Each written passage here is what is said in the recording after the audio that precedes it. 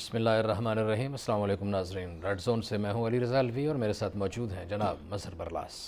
ख़वातीन हज़रात, आपकी खिदमत में सलाम। हस्ब साबक हस्ब रवायत पाकिस्तान के लिए दुआ। अल्लाह ताला हमारे इस अज़ीम वतन को सलामत रखे, ये वतन तरक्की करे, यहाँ खुशहाली हो। अली रज़ा अलवी साहब, क्या खबरें हैं? जी, वज़ीर आज़म इमरान खान कहते हैं कि ख़ुद को जमहूरियत पसंद कहने वाले फ़ौज से कहते हैं कि हुकूमत गिरा दो। वज़ीर आज़म ने दावा किया है कि पिछली हुकूमत के मुकाबले में हमारी हुकूमत ने 3 गुना ज़्यादा सड़कें बनाई हैं और चीनी माफिया और जो कब्ज़ा माफिया है और जो सियासी माफियाज़ हैं, ये अपने मफादात की जंग लड़ रहे हैं और इनको कभी कामयाबी नहीं होगी। जबकि दूसरी जानिब बिलावल भुट्टो ज़रदारी का कहना है कि रायविंड के वज़ीर आज़म को सज़ा के बावजूद बैरून मुल्क भेज के वज़ीर आज़म कहते हैं कि एनआरओ नहीं दूंगा। फिर वज़ीर आज़म की बहन पर इल्ज़ाम लगे तो कुछ नहीं होता, वज़ीर आज़म के दोस्तों पर इल्ज़ाम लगे तो वो भी जेल नहीं जाते, लेकिन बाकी लोगों के लिए और मुखालिफिन के लिए जेलें हैं। ये किस किस्म का पाकिस्तान है? फिर ट्रांसपेरेंसी इंटरनेशनल ने वज़ीर ख़जाना को एक होशरुबा ख़त लिखा है जिसमें इंकशाफ किया गया है कि नेशनल बैंक ऑफ पाकिस्तान में कवायद व ज़वाबित की खिलाफ वर्जियाँ करते हुए 26 अरब रुपए का हेर फेर किया गया है। उस ख़त में बड़ी संगीन किस्म की वार्निंग्स भी दी गई हैं और बड़ी सख्त किस्म की निशानदही करने के बाद कुछ तजावीज़ दी गई हैं कि इन पर अमल किया जाना चाहिए। उस पर बात करेंगे और देखेंगे कि वज़ीर ख़जाना इस पर क्या कर रहे हैं। फिर मौसमियाती तब्दीलियों के हवाले से पाकिस्तान पर क्या असरात पड़ रहे हैं। एक रिपोर्ट के मुताबिक मौसमियाती तब्दीलियों से सालाना 10,000 अफराद जो हैं वो मौत के मुँह में चले जाते हैं, जबकि ग्लोबल क्लाइमेट की जो रिस्क है ये इतना बढ़ता चला जा रहा है कि इसमें पाकिस्तान भी शामिल हो गया है उन ममालिक में जिनमें ये रिस्क है। बल्कि ग़िज़ाई किल्लत का ख़दशा भी पैदा हो गया दुनिया में कि इससे ग़िज़ा का बुहरान पैदा हो सकता है। क्या होने वाला है और क्या इम्कानात हैं, इस हवाले से भी बात करेंगे। फिर वज़ीर-ए-आज़म इमरान खान ने CDA पाकिस्तान का जो वफाकी दारुल हुकूमत है, इसका इदारा है जो नाज़रीन इस्लामाबाद में नहीं रहते उनके लिए, कैपिटल डेवलपमेंट अथॉरिटी CDA को वज़ीर-ए-आज़म पाकिस्तान ने शाबाश दी है। उन्होंने क्या ऐसा अच्छा काम कर दिया जिसकी वजह से वज़ीर-ए-आज़म ने शाबाश दी है, ये भी हमारा मौज़ूए बहस होगा। मज़हर बरलास साहब की तरफ बढ़ते हैं। मज़हर बरलास साहब, वज़ीर-ए-आज़म इमरान खान ने जो पहली बात की वहाँ से बात शुरू करते हैं कि वो कह रहे हैं कि ये बड़े दावेदार हैं PDM वाले, अपोजिशन वाले, कहते हैं हम जमहूरियत पसंद हैं, हम जमहूरियत हमारी वजह से है, हम जमहूरियत की सारी अपने क्रेडिट लेते हैं और ख़ुद ही ये लोग फ़ौज को कह रहे हैं कि ये जो हुकूमत आई हुई है, बरसर इक़्तिदार हुकूमत है, इसको गिरा दें। अच्छा, वज़ीर आज़म साहब ने तो बात की है ना आज के दौर की, जी हाँ। तो वो कौन सा दौर था जब फ़ौज को नहीं कहा गया? मसलन यही जमातें जो हैं, पीपल्स पार्टी भी जो पीपल्स पार्टी तो उनमें शामिल नहीं थी, खैर उस दौर में 77 वाली तहरीक में मौलाना पीपल्स फजल पार्टी रहमान, तो निशाना थी ना उस हाँ, तहरीक पीपल्स का। पार्टी निशाना थी। तो बाकी सब पार्टियां मौजूद थी, मुस्लिम लीग भी थी और मौलाना फजल रहमान की पार्टी भी थी, जमात इस्लामी भी थी। ये सारी जमातें जो हैं मिल के कहती थी कि हटाओ। फिर जनाब एक और मुझे वाक़या याद आ रहा है GDA का। GDA एक बना था, ग्रैंड डेमोक्रेटिक अलायंस। 1996 में उनका एक इजलास होता है और कहा जाता है कि जनाब हुकूमत को फ़ौज जो है वो गिराए। फिर जब 99 का आया दौर, उसमें भी फ़ौज से कहा गया। तो वो कौन सा दौर है जब फ़ौज की तरफ नई सियासतदान हमारे देखते? अब मैं मौज़ियाउल हक़ वाली बात तो नहीं दोहराऊँगा, लेकिन हमारे सियासतदानों ने कभी अपनी सियासी क़ुव्वत पर शायद उन्हें यकीन नहीं, या उन्हें अपनी क़ुव्वत पर कोई दावा नहीं, कोई मान नहीं। बज़ाहिर वो कहते ज़रूर हैं, लेकिन मदद किसी और की मांग रहे होते हैं। ये बिल्कुल वज़ीर आज़म साहब ने मौजूदा तनाज़ुर में दुरुस्त फरमाया। यही बात अलवी साहब आपको याद होगा कि हम पिछले हफ्ते यहाँ डिस्कस करके गए थे जी कि PDM से कुछ नहीं होगा। PDM तो देखें गुज़श्ता 2 साल से हुकूमत गिराने के चक्कर में लगी हुई है और 2-2.5 सालों में लॉन्ग मार्च भी हो गया, धरना भी हो गया, जलसे भी हो गए, इस्तीफ़े देने ना देने की बातें भी हो गई और हर एक ने कहा कि हम सियासत सिखाएंगे, उसने कहा हम चलाएंगे। दिसंबर और मार्च ठीक भी है। गुजर गए सारी बातें। वो गुजर गए, डेडलाइनें भी गुजर गई, तो इनसे नहीं हुआ हल। सही।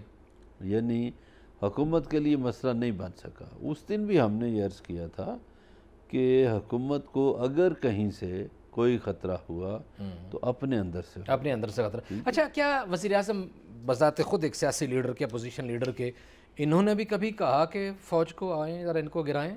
या कोई धरने शरने जो देते रहे उसमें काफ़ी लोगों के नाम भी आते रहे, इन पे बड़े इल्ज़ामात लगते रहे? अब देखिए, वो कोई धरनों थर्ड में अंपायर की भी ये बात करते बिल्कुल थे? करते थे, लेकिन जब उन्हें पूछा गया, बहुत से लोगों ने इंट्रोड्यूस किए कि थर्ड अंपायर से मुराद आपकी क्या थी, अब दिलों के हाल अल्लाह जानता है।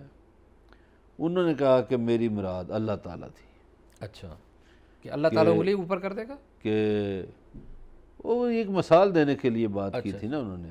तो वो चूँकि क्रिकेटर है, क्रिकेट में मिसाल दी जाती थी कि आउट हो गया है, उंगली दी जाती थी इस तरह खड़े करके उंगली कि जनाबे वाला आउट हो गया।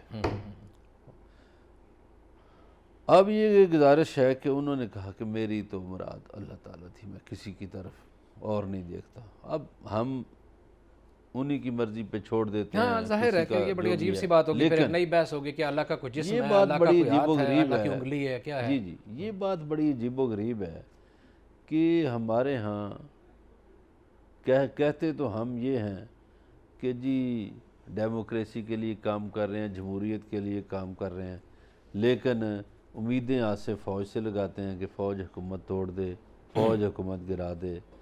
सियासतदान खुद दावत देते हैं। मैं यहाँ इस प्रोग्राम में बड़ी तनकीद करता हूँ सियासतदानों पे, इसलिए उनकी इन्हीं हरकतों की वजह से। अब आप अपने इर्द गिर्द देखें, क्या ये मसलन ईरान किस फ़ौज से मुज़ाकरात किए थे इमाम ख़मीनी ने हुकूमत गिराने के लिए? नहीं किए थे ना, सही। अपनी ताकत पे भरोसा था जी हाँ। दुनिया के कई मुल्कों में। अच्छा, वो जो नेल्सन मंडेला है, उसने किस फ़ौज से मुज़ाकरात किए थे सही है। या किससे कहा था कि फ़ौज हुकूमतें गिरा दे?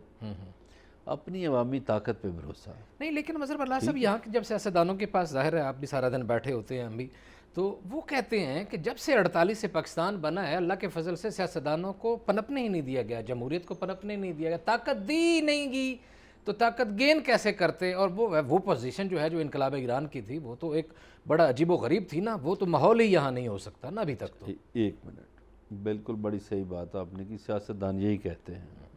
लेकिन कोई सियासतदानों से ये सवाल करे, जब ये बात वो करें ना, तो उनसे पूछे कि हजूर, असम्बलियों में कानून साजी तो आपने करना होती है, आप ऐसी कानून साजी क्यों नहीं कर सके? ये किसकी नालायकी है? आप हर एक का रास्ता रोक सकते हैं, आप जज बनाने का तरीक़ाकार भी आप वज़ा कर सकते हैं, पार्लियामेंट सुप्रीम अदारा है, आप किसी को भी रोक सकते हैं। हम दोनों मुल्क आज़ाद हुए, भारत और पाकिस्तान, जी। वहाँ की सियासी क़यादत ने क्या किया और पाकिस्तान की सियासी क़यादत ने क्या किया? वहाँ ये हुआ, कहा नेहरू ने कि डिफेंस मिनिस्ट्री में जितने लोग काम करते हैं वो यूनिफॉर्म पहन कर नहीं आएंगे, सिविल कपड़े पहन कर आएँ। दूसरी बात उन्होंने ये कही कि आर्मी चीफ को अगर कोई काम हो तो वो सेक्रेटरी दफा से मिले, मुझसे मिलने की ज़रूरत नहीं। ठीक है। अब यहाँ हमारे यहाँ जो सियासी क़यादतें आती रहीं, आपको पता है अभी धांधली का शोर हम इस वक्त करते हैं। पाकिस्तान में पहली धांधली 1951 में हुई थी, 1951 में। उस वक़्त लाहौर के डीसी और कमिश्नर ने धांधली की थी। जी हाँ, पता है। तो हमारी जो इब्तदाई है वही ना, मैं तो वो इसलिए धांधली क़याम पाकिस्तान में से बात की है ना। अच्छा, आप पे जागीरदार मुसल्लत हैं, यही कानून साजी नहीं होने देते ना। इंडिया में नेहरू ने जागीरें ख़त्म की। पाकिस्तान की जो इस हवाले से जो बदकिस्मती है वो ये है कि पाकिस्तान के असल खैर खा बानी पाकिस्तान को ज़्यादा देर नहीं मिल सकी, मोहलत नहीं मिल सकी, वो इस दुनिया से जल्द रुखसत हो गए। वो रहते तो ऐसा ना होता। करप्शन के चलें, भी ठीक है, चर्चे ना हो। सही है। अच्छा, वज़ीर आज़म का ये कहना, ये दावा जो है कि हमारी हुकूमत ने ये 2.5 साल में पिछली हुकूमत से 3 गुना ज़्यादा सड़कें बना ली हैं, ये कहाँ बनी हैं? सड़कें बना नहीं ली, हुँ, सड़कें बनी भी हैं और सड़कों के मंसूबों पे अमल दरामद, यानी पैसे उनको दे दिए गए हैं, अमल दरामद हो रहा है, उसमें हैं सड़कें। मसलन कई अजला में, पंजाब में ऐसे अजला जो पहले नज़रअंदाज किए गए थे, वहाँ सड़कें बन रही हैं। अच्छा, हाँ बिल्कुल। मसलन लिया में सड़कें बन रही हैं, मियाँ वाली में सड़कें बन रही हैं जो नज़रअंदाज किए गए थे। और इसी तरह एक आपने देखा कि अब समड़ियाल से खारियाँ तक मोटरवे बन रही है। एक सड़क जेलम से जा रही है लिल्ला खुशाब की तरफ, ठीक है, वो भी डुअल कैरेज वे है। सही। तो बहुत सी सड़कें बन रही हैं, ये सही बात है, अच्छा, ये नहीं, इसमें कोई शक नहीं। ये एक बात तय हो गई कि सड़कें या मोटरवेज बने तो मुल्क तरक्की करते हैं, ये ज़रूरी होता है। मैं तो नहीं ऐसी बात कहता, मैं ये कहता हूँ कि आपके ये इंफ्रास्ट्रक्चर है, आपको इंफ्रास्ट्रक्चर के साथ साथ जो इंसानी तरक्की है उस पर ज़्यादा ज़ोर देना चाहिए। मसलन आप लोगों की हेल्थ बेहतर करें, लोगों की एजुकेशन बेहतर करें और लोगों को सहूलियात जो हैं, जो बुनियादी ज़रूरियात हैं, वो उनकी दहलीज़ पर पहुँचाएँ। लेकिन मज़हर बल्लास भाई, बात ये है, ये अस्पताल भी बन गए, स्कूल भी बहुत अच्छे बन गए, बहुत ज़रूरी है, बुनियादी चीज़ें हैं, लेकिन सड़क ना होगी तो मरीज़ कैसे पहुँचेंगे हॉस्पिटल, बच्चे कैसे पहुँचेंगे स्कूल में, कॉलेजेस में, यूनिवर्सिटियों में? हमारे यहाँ हुआ जुल्म ये है पिछले 40 सालों में, जिस चीज़ की भी हुकूमत रही, मैं किसी एक की बात नहीं करता, उसमें आमरों की भी हुकूमतें रहीं, उसमें सियासतदानों की भी हुकूमतें रहीं। सीधी सी बात है कि पिछले 40 सालों में आपने देखा होगा कि जो हस्पताल 40 साल पहले थे वही हैं, नया नहीं बना। यानी हम कहते हैं कि जी लाहौर पे बड़ा इन्होंने ख़र्च किया, बड़ा पैसा लगाया। लाहौर में भी जो आखिरी सरकारी हस्पताल बना वो 33 साल पहले बना, जना हॉस्पिटल लाहौर, 1988 लेकिन में। कुछ लोग कहते हैं शहबाज शरीफ ने इम्प्रूवमेंट करवाई थी पंजाब के अस्पतालों में, बेहतरी हुई, नए नहीं बने लेकिन जो थे उनका इंफ्रास्ट्रक्चर देखिए, बेहतर किया। अली रज़ा अलवी साहब, ये हस्पताल जो पहले बने थे, इस्लामाबाद को छोड़ दीजिए, जी जी, बाकी पंजाब के शहरों में ये अंग्रेज़ों के बने हुए हैं, उस दौर की आबादी के तकाज़ों के मुताबिक। दुरुस्त है, हमारी अब आबादी ठीक है। कई गुना बढ़ चुकी। अब उस आबादी के तनासब से जो हस्पताल बने थे वो आज बहुत कम है। आप दुरुस्त उनको फरमाया, ठीक है, बहुत बेहतर भी ठीक, कर हाँ, लें ये सही बात होगी। तो चलें, आप नहीं कर अगली सकते। वो मामले के बिलावल भुट्टो जरदारी ये कहते हैं कि रायवंड के वज़ीर आज़म को सज़ा के बावजूद मुल्क से बाहर भेज के दावा किया जाता है एनआरओ नहीं दूंगा। हाँ, ये दावा उनका इशारा इमरान खान की तरफ है कि वो कह रहे हैं। इसका जवाब एक मुस्लिम लीग नून वालों ने भी दिया है। जब रायवंड की बात आई तो उन्होंने एक जवाब दिया है। उन्होंने कहा कि 2007 में रायवंड का वज़ीर आज़म पाकिस्तान आया था तो उसको एयरपोर्ट से ही जनाब मुशर्रफ ने भेज दिया था वापस, और जो सिंध की वज़ीर आज़म थी उसके साथ दुबई में एनआरओ पे मुज़ाकरात हो रहे थे और वो एनआरओ के बायस वापस आई।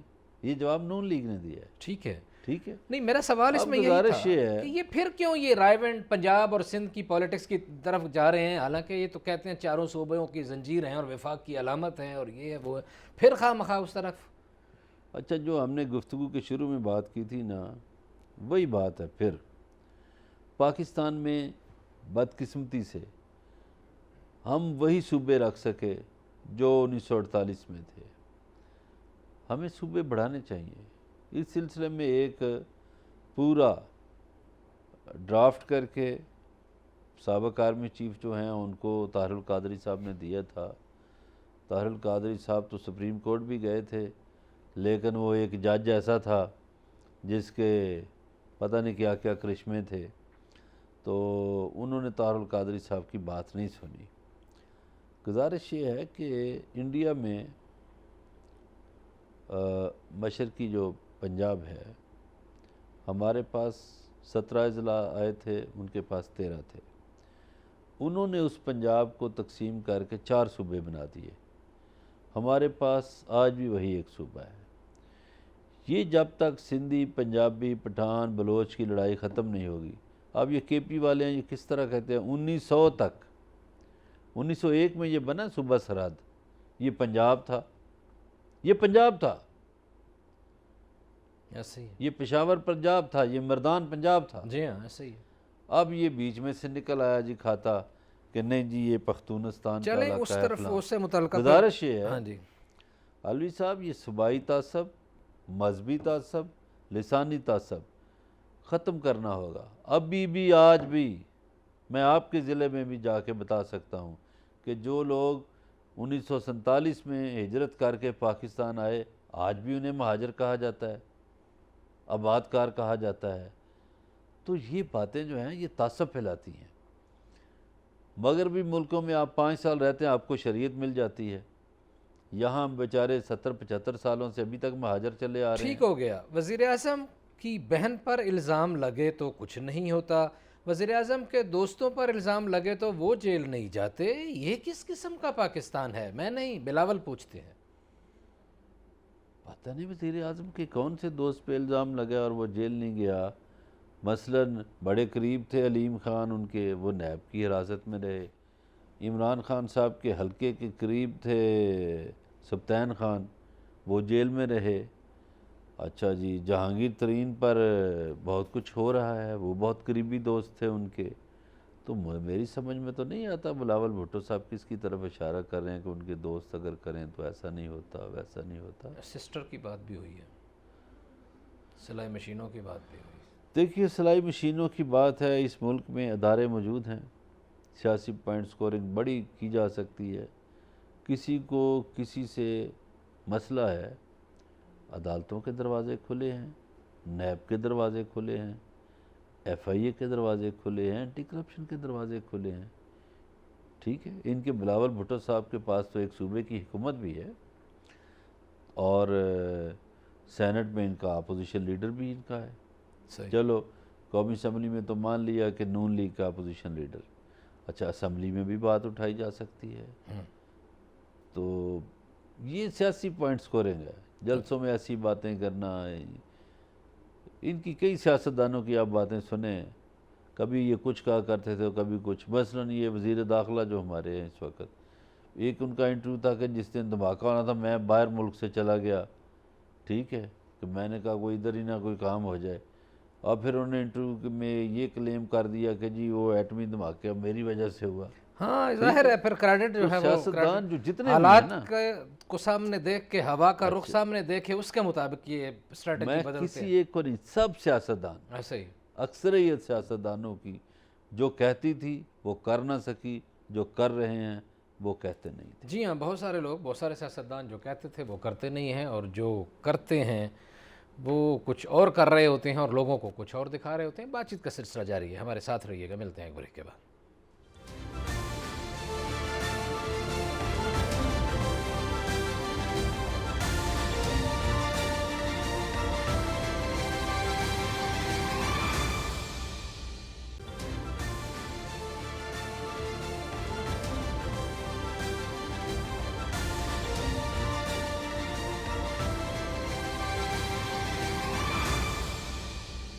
वेलकम बैक नाज़रीन। ब्रेक पे जाने से पहले बात हो रही थी बिलावल भुट्टो ज़रदारी किस तरह के इल्ज़ाम लगा रहे हैं। बिलावल भुट्टो ज़रदारी ने एक और सवाल भी उठाया वज़ीर आज़म पाकिस्तान से, वो भी हम मज़हर बल्ला साहब से जवाब लेने की कोशिश करेंगे, पूछेंगे। बिलावल कहते हैं कि कोरोना वायरस का जो है मुकाबला करने के लिए IMF ने पाकिस्तान को $1.25 अरब दिए थे, वो इमदाद कहाँ खर्च हुई। ADBP ने मुकाबला करने के लिए $1.5 अरब दी थी इमदाद, वो भी बताया जाए कहाँ गई है। और फिर उन्होंने कहा कि वर्ल्ड बैंक ने $200 मिलियन दिए थे, वो भी बताए ना कहाँ खर्च किए हैं। मज़हर बल्ला साहब को आपके नाल में। नहीं, बिल्कुल सही बात है बिलावल भुट्टो की, ये पता होना चाहिए जो भी रकम आए मुल्की ख़जाने में वो कहाँ खर्च हुई है, ये पूछना हक़ है उनका।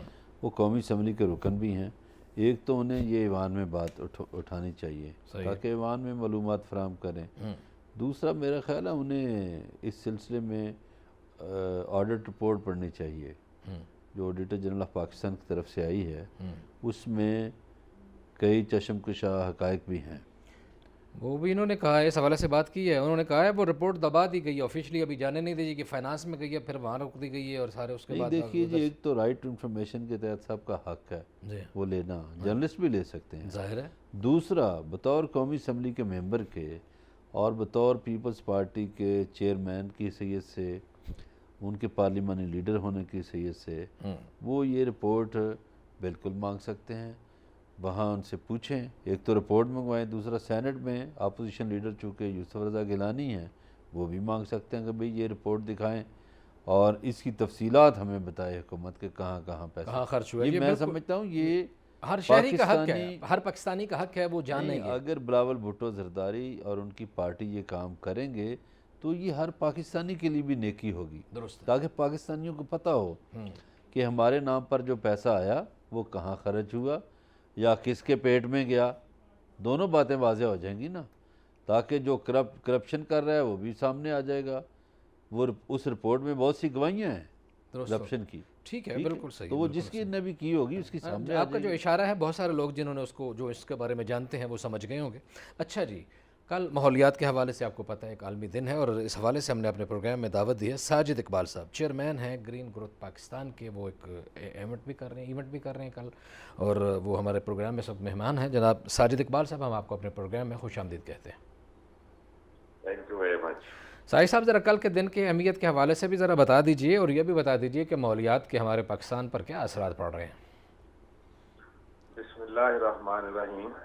कल जी हमारा जो कि 5 जून है, जो यूनाइटेड नेशन का फ्लैगशिप डे है, हम हर साल 5 जून को वर्ल्ड एनवायरनमेंट डे सेलिब्रेट करते हैं। और ये बड़े प्राउड की बात है कि इस साल पाकिस्तान की जिम्मेदारी लगाई है यूनाइटेड नेशन ने कि वो होस्ट करे प्रोग्राम को और सेलिब्रेट करे इसको।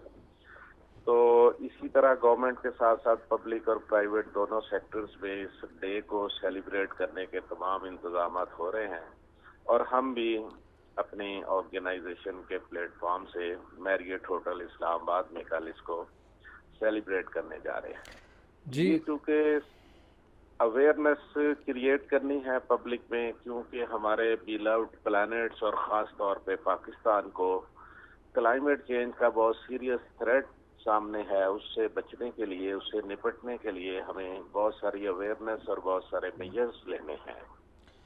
साजिद साहब, एक बात तो बता दीजिए, बहुत से दावे किए जाते हैं पाकिस्तान में कि इतने बिलियन ट्री लग गए और इतने करोड़ दरख्त लग गए, लेकिन अभी तक वो दरख्त कहीं नज़र ज़्यादा नहीं आ रहे। ये इल्म में है आपके बात?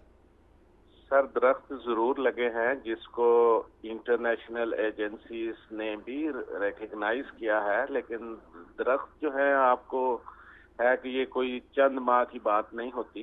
दरख्त को साल हर साल लगते हैं अपनी पोजीशन में आने के, लेकिन इसमें कोई डाउट नहीं है कि पाकिस्तान, यूनाइटेड नेशन ये सोच रहा है कि पाकिस्तान को लीड दे दी जाए कि वो वर्ल्ड क्लाइमेट चेंज और एनवायरनमेंट पे पाकिस्तान वर्ल्ड को लीड करे। अनकरीब हम इस तरह की खुशखबरी सुनने वाले हैं। चलें, अच्छी खुशखबरी है। मौसमियाती तब्दीलियों के असरात जो हैं वो क्या हो रहे हैं, आलमी सतह पर क्या असरात हो रहे हैं और हम पे क्या पड़ने वाले हैं? कोई ओजोन की लेयर के हवाले से भी कुछ बात कर दीजिए, और जो कोई ग़िज़ाई किल्लत का इम्कानात कोई पैदा हो रहे हैं इस हवाले से।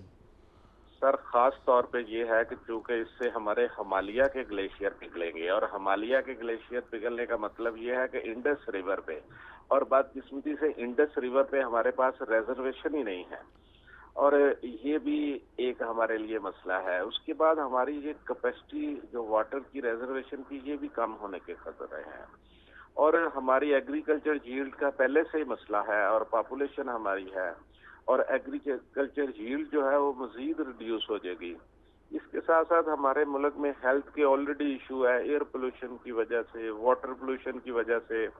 इसका जब इम्पैक्ट आएगा तो हम बहुत, हमारी जो पॉपुलेशन है वो उस पर हेल्थ बैड इम्पैक्ट बहुत ज्यादा आने के कारण फ्लडिंग होगी सर, इसमें बहुत सारा सी लेवल हाई हो जाएगा, हीट जो है उसके इम्पैक्ट आएंगे। तो ये सब चीजें हैं, इसके लिए हमें अपनी अवेयरनेस क्रिएट करनी है। गवर्नमेंट को चाहिए कि इसकी तैयारी करे, उसके लिए मेजर्स आज से इख्तियार करे कि हमने वाटर को किस तरह से इस्तेमाल करना, रेजर्वेशन किस तरह से साजिद साहब, आप जी। माशाल्लाह इस पे बड़ा काम कर रहे हैं, लेकिन क्या आपने हुकूमतों को कभी ये रहनुमाई दी है कि दरख्तों की बात करने वाली हुकूमत के सामने ये बात आपने कभी रखी है कि जनाबे वाला बहुत से इलाकों में सफ़ेदा लगाया गया है?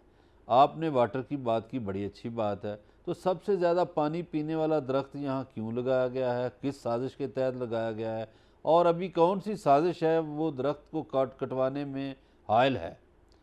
क्योंकि ये तो यहाँ का दरख्त ही नहीं है इस इलाके का, ये तो लातीनी अमेरिका का दरख्त है जहाँ बारिश होती है 11 महीने, और शदीद बारिश होती है 11 महीने, और 1 महीना नॉर्मल बारिश। तो इस पे भी सर आपने कभी रहनुमाई दी है हुकूमतों को या नहीं?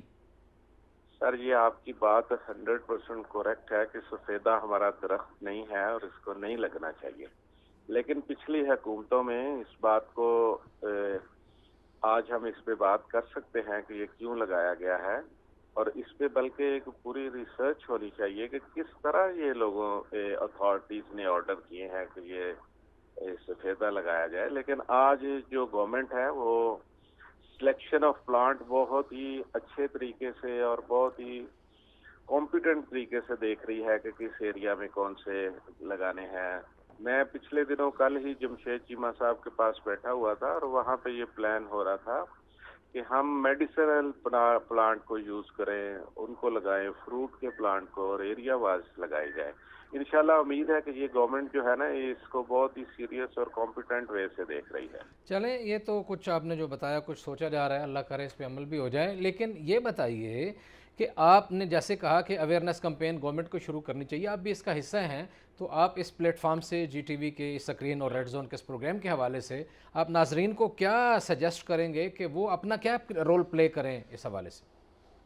सर, नाजरीन, सबसे पहले तो हमारी पॉपुलेशन है, अगर हम ये सोचें कि हम हर साल 1 या 2 पौधा लगा लें तो आप खुद ही देखें कि हम 2-3 साल में कहाँ से कहाँ तक चले जाते हैं। फिर उस पौधे की लगाना इतना इशू नहीं है जितना उसकी सस्टेनेबिलिटी का इशू है कि उसको किस तरह से हमने केयर करनी, वाटर। अगर मैं या हमारा फर्द जो है ना अपने 2 पौधे लगाए एवरी ईयर, तो उनको अच्छी तरीके से केयर कर सकता है और वो उसकी सस्टेनेबिलिटी का इशू भी खत्म हो सकता है। बाकी हमें अपने इर्द गिर्द एनवायरनमेंट का ख्याल रखना होगा। एयर पोल्यूशन, खास तौर पे गवर्नमेंट को भी ऐसी लेजिस्लेशन करनी होगी कि जिस तरह से डाइवो, फैसल मूवर, ये ट्रांसपोर्ट चलती है, मगर हमने कभी डाइवो का कोई फॉरेस्ट नहीं देखा कि जहाँ लिखा हो कि ये 10 एकड़ लेके डाइवो ने एक फॉरेस्ट तैयार किया। तो गवर्नमेंट को चाहिए कि ये कंपनीज जो कार्बन एमिट करती हैं, कम से कम इनको फोर्स किया जाए कि ये ऑक्सीजन का इस्तेमाल के लिए दरख्त लगाएं, और पब्लिक जो है ना वो एनवायरनमेंट का अपने ख्याल रखे, चीज़ों को साफ रखे। और हमें दोबारा रेस्टोरेशन जाना पड़ेगा, जनरेशन को दोबारा रिस्टोर करना पड़ेगा नेचर के साथ अपना ताल्लुक, फिर हम इस प्लेनेट पे अल्लाह हैप्पी लाइफ गुजार सकते। जी, साजिद इकबाल साहब, चेयरमैन ग्रीन ग्रोथ पाकिस्तान, आपका बहुत शुक्रिया, आपने हमारे लिए वक्त निकाला।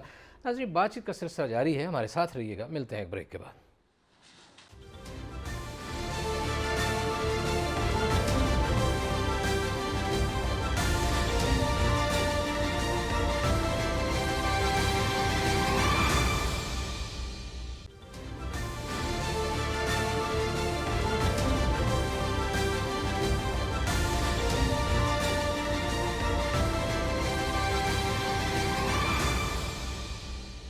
वेलकम बैक नाज़रीन। ब्रेक पे जाने से पहले बात हो रही थी माहौलियात के हवाले से। अगली खबर की तरफ बढ़ते हैं।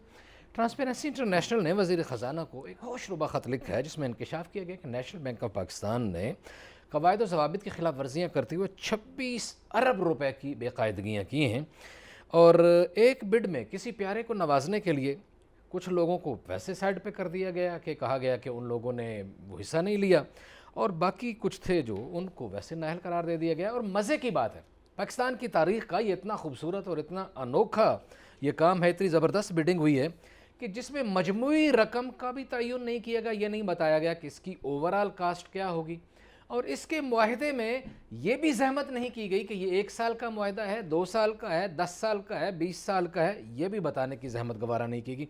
बड़ा शानदार काम हुआ है। आप कभी चोरों से मिले? कोई कभी मुलाकात? नहीं, मेरा कोई ऐसा वाकिफ नहीं है। अगर कोई हो भी तो मानता नहीं है कि मैं चोर हूँ। चोर जब चोरी करते हैं ना तो वो ये नहीं देखते कि ये माल कितना है, ठीक है, ये कितने गज कपड़ा है, ये तो खरीदार बेचारा देखता है ना, या दुकानदार देने वाला ऐसे कि हाँ जी मैंने 6 गज कपड़ा दिया है, लेने वाले को पता। जब चोरी का माल होता है ना, तो हमारे पंजाबी में तो मशहूर है ना, चोरी का माल ते डांगा दे गज। बिल्कुल, ठीक है। चोरी का कपड़ा तो डांगा ये दे जब उन्होंने करनी चोरी थी जी हाँ, तो वो क्यों बताते ऐसे ही ये है। सारी बातें? बिल्कुल मेरे लिए ये हैरत ये है कि ये कौमी बैंक है और इसमें अगर 26 करोड़ का डाका, 26 अरब है, 26 अरब रुपए। अच्छा मैं करोड़ समझा, मैंने नहीं कहा चलो भाईजान, कोई सरकारी इदारा छोटा शायद। मोटा काम ही नहीं करते ना लोग। अब 26 अरब का डाका जो पड़ा है, तो इस पे भाई वज़ीर आज़म बातें तो करते हैं करप्शन के ख़िलाफ़ के जहाद कर रहे हैं, तो यहाँ भी उनका जहाद नज़र आना चाहिए। और वो जहाद जो है, यही बैंक जब गरीब आदमी कर्जा लेता है 2-4 हज़ार 10 हज़ार, उसका जीना हराम कर देता है। थोड़ी सी तफसील बता देता हूँ। नेशनल बैंक ने NT 11/7/2019-20 को एक टेंडर दिया 17 नवंबर 2018 को डॉक्यूमेंट्स मैनेजमेंट का के हवाले से, कि डॉक्यूमेंट्स की हमारी मैनेजमेंट करनी है, और उसी दिन 11:30 बजे बिडिंग की गई। 19 माह के बाद 15 जून 2020 को नेशनल बैंक ने अपनी वेबसाइट पर एवोल्यूशन रिपोर्ट जारी की, जिसमें रूल 35 का हवाला दिया गया। हैरत अंगेज तौर पर 8 बिडर्स दरमियान में आए। 3 ने, ये कहते हैं नेशनल बैंक वाले कि 3 ने जमा ही कुछ नहीं कराया, और 4 जो हैं वो डिस्क्वालीफाई कर दिए गए, पीछे रह गया एक, और सारा माल पानी उसको दे दिया गया। ये जो खुशकिस्मत हैं उनका नाम है जनाब Messrs first solution private limited, ये कंपनी है जी, और इनको ये माल दिया गया। इस बिडर ने 45 पैसे फी सफ़ा स्कैनिंग, 2 रुपये 15 पैसे जो है इंडेक्सिंग, 115 रुपये जो है वो फाइल को ओवर सील करने के लिए जी, 30 रुपये cost of transfer coating, transfer to the warehouse, और 19 रुपये 50 पैसे फ़ी बक्स किराया बॉक्स जो देंगे उसका किराया वो ऐड किया, और 75 रुपये जो है रिट्रीवल कॉस्ट जो है वो ओवरऑल इसको। फिर इसमें कुछ नहीं बताया ये मुआहदा कितने दिनों के लिए है, कितने अरसे के लिए। नेशनल बैंक की 1450 ब्रांचों का सालाना 1 लाख कागज़ इस्तेमाल होता है, एवरेज इस साइज़ का को कागज़। तो इसमें जनाब ये सिलसिला वो पेपरा रूल्स की, वो कहते हैं ट्रांसपेरेंसी इंटरनेशनल वाले के, इसमें पेपरा रूल्स की खिलाफ वर्जी की गई है। ये ख़त जिसने लिखा है वो शख्सियत का भी आपको बताऊँ, उसका क्या नाम है, जस्टिस रिटायर्ड नासिरा इकबाल साहिबा सितारा इम्तियाज़ जो हैं, उन्होंने ये ख़त लिखा है वज़ीर ख़जाना शौकत तरीन साहब को कि जिन लोगों ने ये काम किया है, जो अफसर हैं, उनके खिलाफ कार्रवाई की जाए। और उन्होंने एक रूल का, पेपरा रूल का हवाला दिया है कि उसके तहत ये 10 गुना हर्जाना वसूल किया जाए बिल्डर से। बिल्कुल सही है। एक तो जस्टिस नासरा जावेद इकबाल जो हैं, उनके फ़र्जंद अर्जमंद खैर से वलीद इकबाल साहब सेनेटर हैं PTI के जी, हुकूमत के। दूसरा, ये जो डेट्स आपने सुनाई, इससे अंदाज़ा ये होता है कि ये सारा काम इसी हुकूमत में हुआ, लिहाजा ये पिछली हुकूमतों पे नहीं डाला जा सकता। जी जी जी जी जी तो वज़ीर आज़म साहब, इतनी बड़ी चोरी आपके दौरे हुकूमत में हुई है, कुछ ख्याल कीजिए, इसलिए कि आप हमेशा पाकिस्तान के लिए बड़ा रोते हैं, तो ये पाकिस्तान पे चोरी हुई है, पाकिस्तान के कौमी बैंक में जी। चोरी। पाकिस्तान के कौमी बैंक को कौमी ख़जाने को अवाम के पैसे से, अवाम के टैक्सों से जमा होने वाली रकम को चूना लगाने की कोशिश की गई है। और अफसोसनाक बात यह है कि ये हम पिछली हुकूमतों पे भी नहीं डाल सकते, इसलिए कुछ कीजिए, एक्शन लीजिए, और जो मुतल्लिका लोग हैं उनको निशान इबरत बना दीजिए। आज इतना ही, आपसे मुलाकात होगी कल। अपना ख्याल रखिएगा। अल्लाह नगहबान।